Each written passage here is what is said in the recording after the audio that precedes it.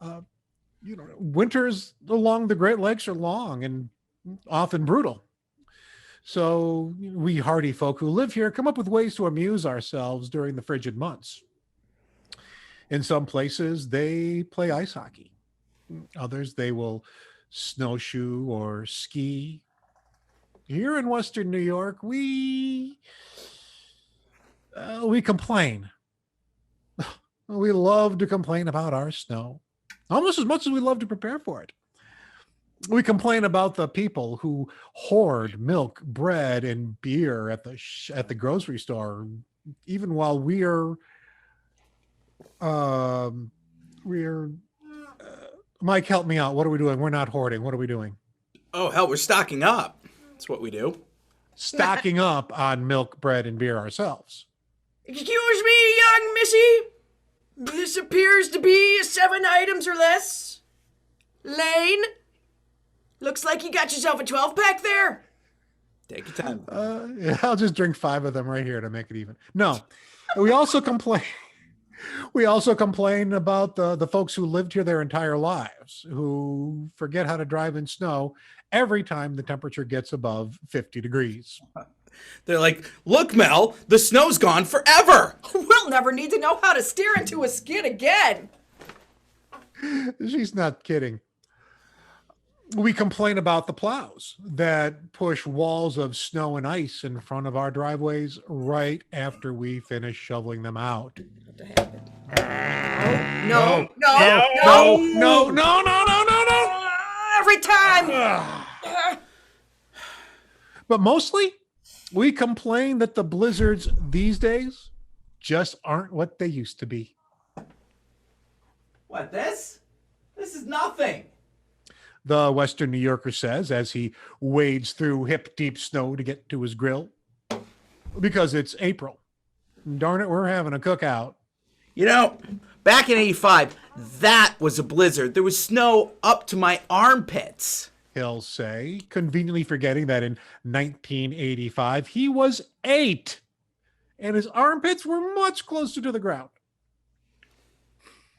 I have a reference blizzard myself. 1977. Only I wasn't 8. I was a senior in high school. The blizzard of 1977 hit my hometown of Painted Post, New York, late in the morning of Friday, January 28th. When we got to school that day, the sky was a brilliant sunny blue. But while I was in band practice, the sky turned from blue to white, and then snowflakes like tiny fists started hitting the windows. We got sent home before lunch. I lived at the top of a hill, and normally Mabel, the bus driver, would drop me off right at my door. But on Friday, January 28th, she stopped at the bottom and made all of us hill kids get out. Yeah, not gonna make it to the top of this hill. Even if it did, I wouldn't make it back down. Mabel didn't smoke Marlboro smell. Lucky. By the time I got home, there was a foot of new snow on the ground. So I went into the garage and I grabbed a shovel. My dad had taken the day off from work, and he and mom were driving up to Rochester, 90 miles to the north, to pick up my big brother. He was a freshman in college, studying to be a mechanical engineer, just like dad.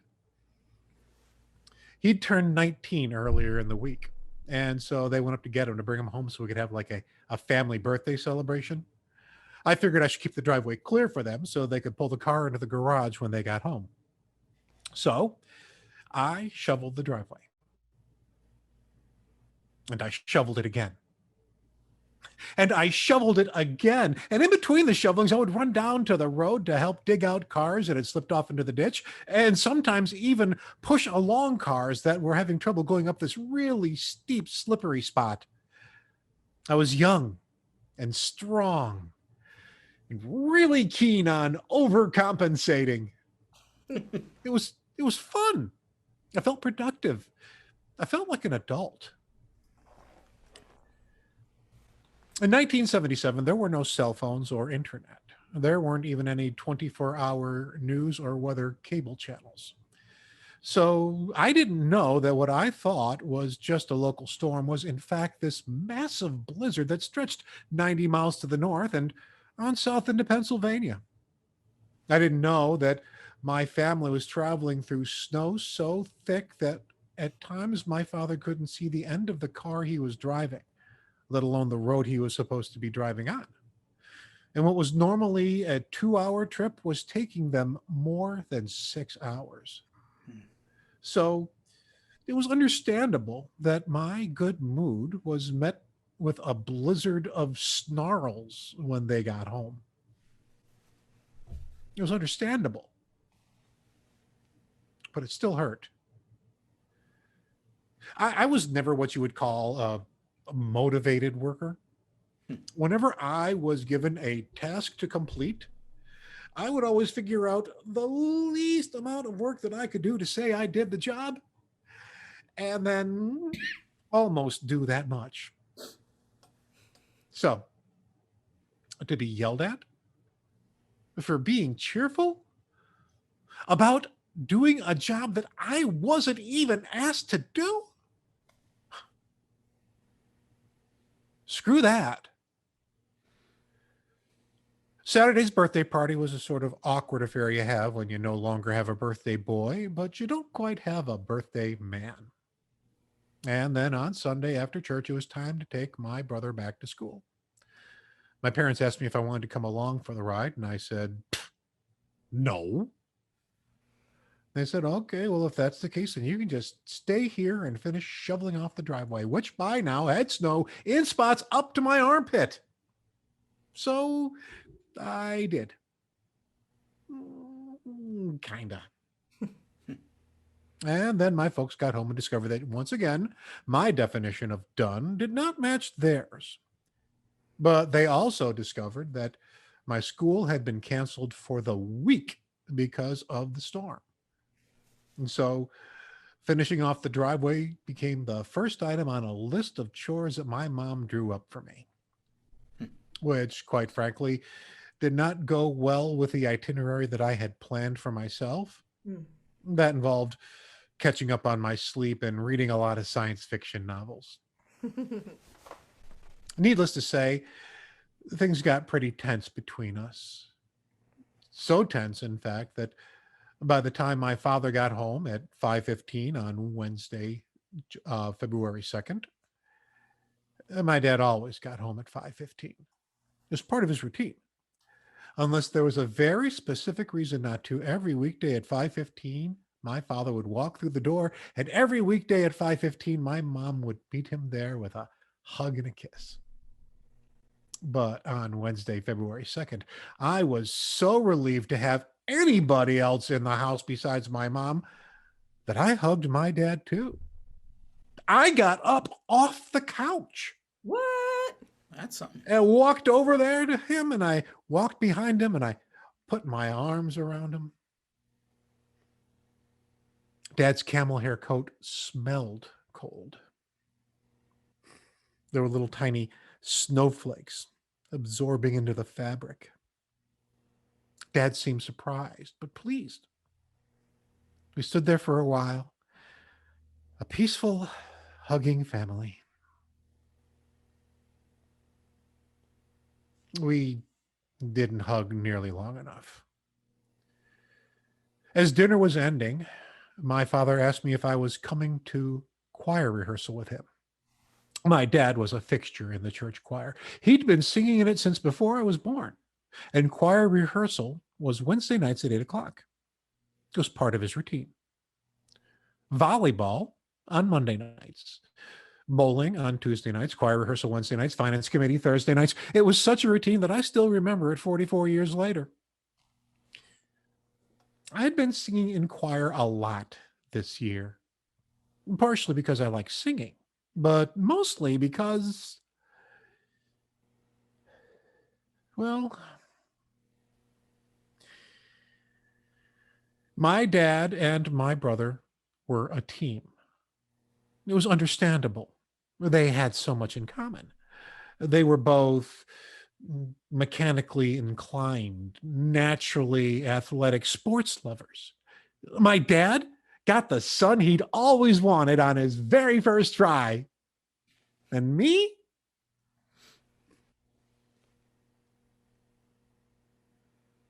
I could make him laugh. Something. But I wasn't part of the team. Or if I was always second string to my brother.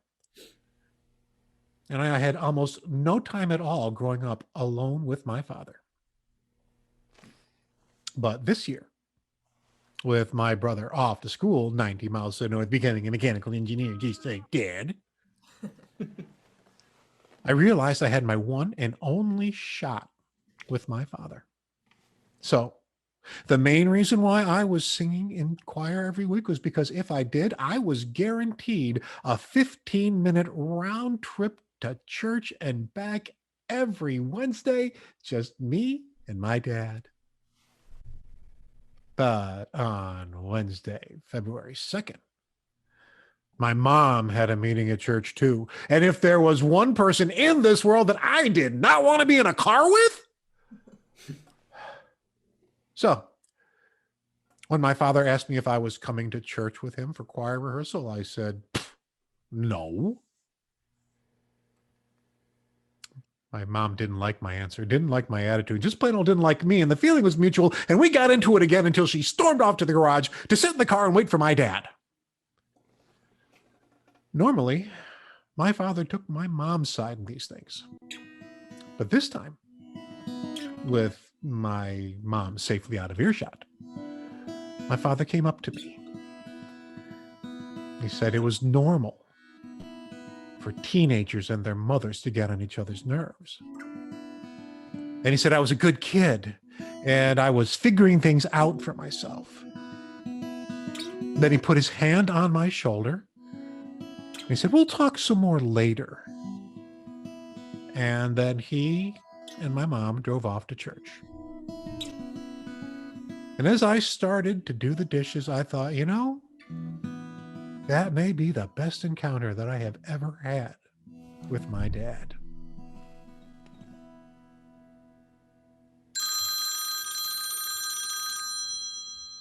The phone rang around 7:30. The woman on the other end wanted to speak to my mom. She can't come to the phone right now. Is there a message? This is Corning Hospital. We need to speak with your mom. And then the doorbell rang.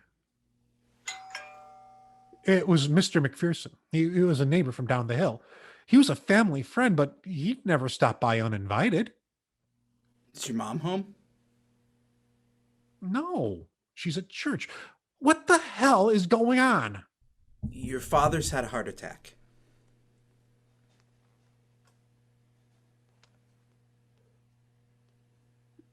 Suddenly the earth had no center. Wait. He's at church with Mom. All I know is that I'm here to pick up you and your mom and take you to the hospital. Hospital. Hello. Yeah, hi. Is this about my dad? Is he okay? I'm sorry. I need to speak with your mother. She's at church. We're going to go get her, and then we'll be right there. I hung up the phone. I grabbed my coat, and I ran out of the car, to Mr. McPherson's car, to go get a ride.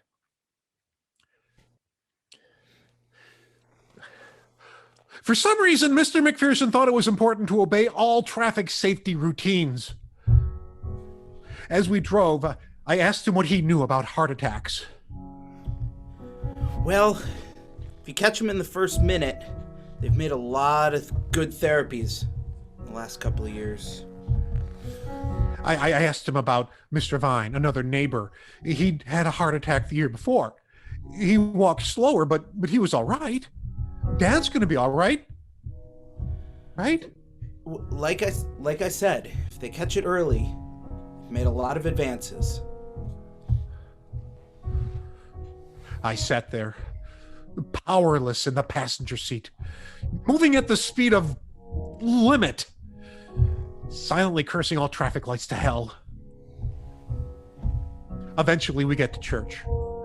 It's dark out, so I can see inside the annex where they're holding the meetings. I see a group of adults all standing in a circle, holding hands and praying. Mom isn't with them.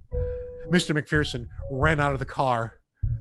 but then ran right back inside. She's already at the hospital.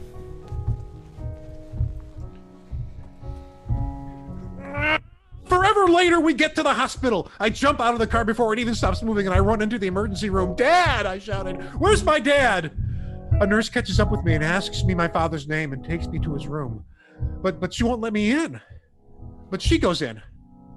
She does her best to hide what's going on inside, but I saw a doctor in a white lab coat, holding a big syringe, but doing nothing but standing and talking. I saw my mom standing next to him, looking very small and very old. I saw my dad lying on a table, looking very gray and very dead. Mom's meeting started before Dad's choir rehearsal, so he dropped her off at church and went back to the gym where he had forgotten his volleyball sneakers on Monday. When he got there, there were some of his friends from volleyball who were doing a pickup game, and they asked him if he wanted to play. He always wanted to play. Later on, one of the guys on his side told us that he just dropped. They tried CPR. The ambulance was there within minutes, but he was likely dead before he hit the ground. The doctor who did the autopsy told us that it was likely that he had another smaller heart attack a few days earlier, probably on Friday, January 28th. I stumbled through the emergency room looking for a payphone. I needed to call my brother. He needed to know. No, you don't understand. He needed to know. He'd had my dad for all of those years, and I was going to get him for one fucking year. And he said we'd talk later. And now he's dead. He's dead. He's dead, and my world sucks, and my brother's world doesn't. No, he needed to know.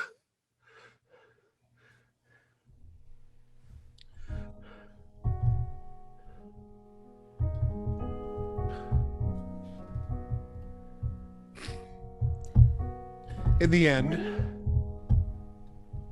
our pastor drove those 90 snowy midnight miles up to Rochester to collect my brother, and waited in the hall of his dorm floor, until my mother called him. It was well after 1 o'clock in the morning when he got there. My brother was still awake, studying to be a mechanical engineer.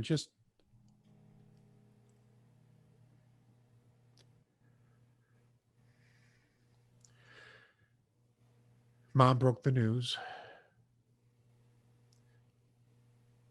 and broke his heart. The pastor said the door opened up and he just dropped into his arms.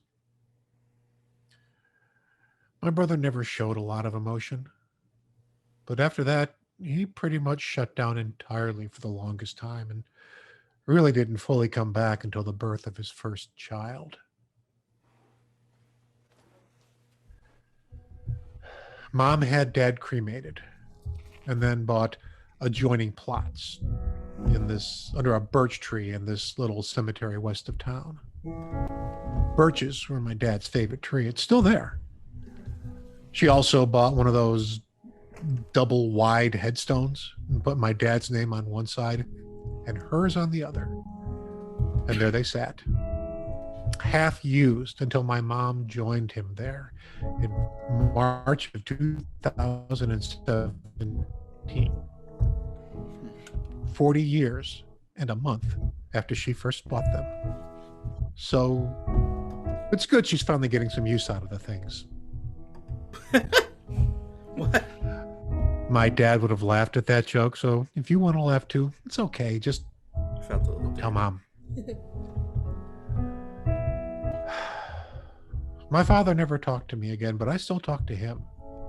I actually drive past that cemetery quite a bit as an adult, and I make it a point to stop by every chance I can to catch up with my father and tell him what's going on in my life. I told him about his grandchildren. And oh, if he liked my sense of humor, oh my God, he would have loved them. And they would have loved him. I also told him about me when the time was right. He seemed to take it pretty good, all things considered. Of course, when you're cremated, it's really hard to roll over in your grave. Dad would have laughed at that joke too. Well, for the longest time, I thought my father was perfect. It was understandable. He was brilliant and accomplished, and he could do so much. But he wasn't a saint. He was too rigid in his thinking. And he viewed admitting to pain to be a sign of weakness, and ultimately, that was a big part of what got him killed. I am now older than my father ever was, and I think wiser, because I have been able to experience my children in ways that seem to confuse or even frighten him, because he hid his humanity from us. He was emotionally distant, and he did favor my brother over me. That didn't mean he didn't love me. He just hadn't figured me out yet. Of course, I hadn't figured myself out either. I talk to my children now about their grandfather. Tell them all I know about him, the good and the bad. I finish every conversation that I start with them. And I tell them to appreciate today. Because really, today's all we ever get. So, yeah, 1977. We don't get blizzards like that anymore.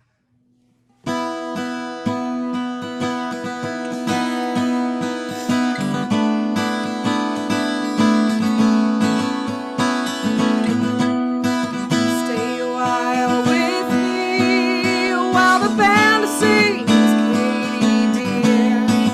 Have a drink with me. We'll try to forget that we're just passing the day.